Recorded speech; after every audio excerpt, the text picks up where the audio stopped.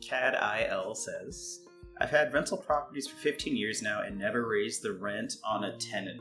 If rent needs raised, I want to wait until a tenant moves out. I have some long-term tenants now that are going on 5 or 6 years. How would you handle this?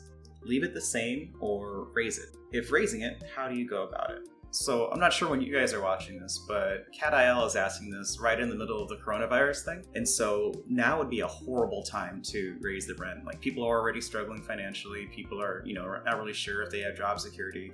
So you don't want to raise the rent on somebody in a for sure time of crisis. That being said, you can definitely raise the rent at the end of the lease. So for example, you've got a 1-year lease that ends December 31st. Me personally, when I know that I'm going to raise the rent, and I try to raise the rent every year for my clients and for my tenants, I try to raise it with the inflation rate. You want to keep your purchasing power in line with how the economy is doing. So if inflation's going up 3%, you would raise your rent by 3%. And 3% is not a lot, but you never know what your tenants are going through, so you want to give them at least 6 months to think about it. I remind them 6 months from the point where I'm going to do it that I'm going to raise the rent 3%, and then you give them the amount. I say 6 months because it gives them a couple of months to make a decision, a couple of months to find a place, and then a couple of months to prepare to move out. Or it gives them time to come to grips with it and go, you know what, that's not actually, we really like this place, we really don't want to go through the process of moving, so let's just stay here. And that way, your rental prices are in line with other rental prices, because most other real estate investors are doing the same thing. It's not a huge shock when you raise the rent to meet the current market by hundreds of dollars. I got a big comment from Big Happy 1970. So he adjusts rent every year based on the Social Security cost of living adjustment, property taxes, insurance, and other costs. Every year before lease renewal, he looks at the COLA.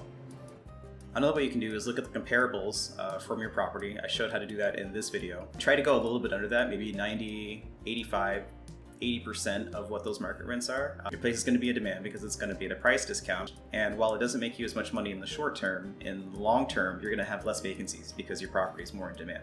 Another thing you can do is look at your property taxes and insurance, and if those are going up, you can send a letter to the tenant explaining, hey, this is the reason why I'm raising rent. There's actually a cool study done a while ago where they took 2 groups of people. One group of people wanted to cut in line, get in front of somebody at the grocery store. Well, both did. Both groups wanted to, but Group A asked the people in line, can I jump in front of you? And Group B said, can I jump in front of you because of whatever reason? And it didn't really matter the reason, but they found that Group B had a higher success rate because they gave a reason for why they wanted to inconvenience them.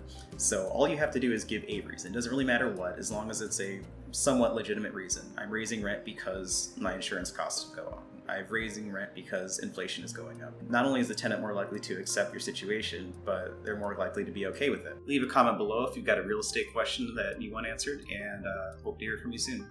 Thanks. Bye.